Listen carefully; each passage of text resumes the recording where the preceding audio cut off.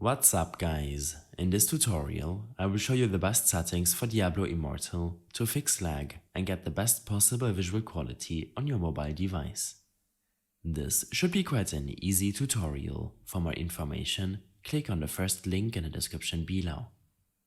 Open up Diablo Immortal and navigate to your graphics settings. I will set these for low to mid-end devices, so feel free to increase some of these settings when using a higher-end mobile device.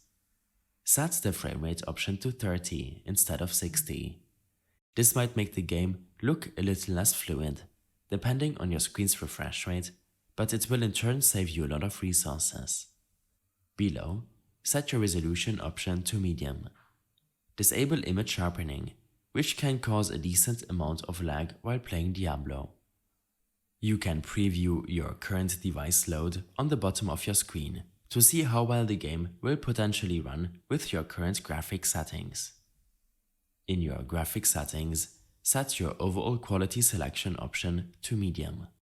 A low-end mobile device might even run the game optimally on the low preset.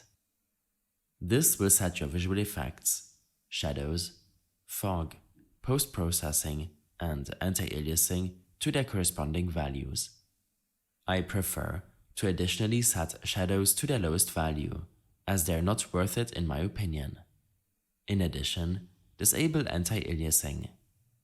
The smoother edges or no screen tearing sounds interesting, but will make little to no difference on your small smartphone screen.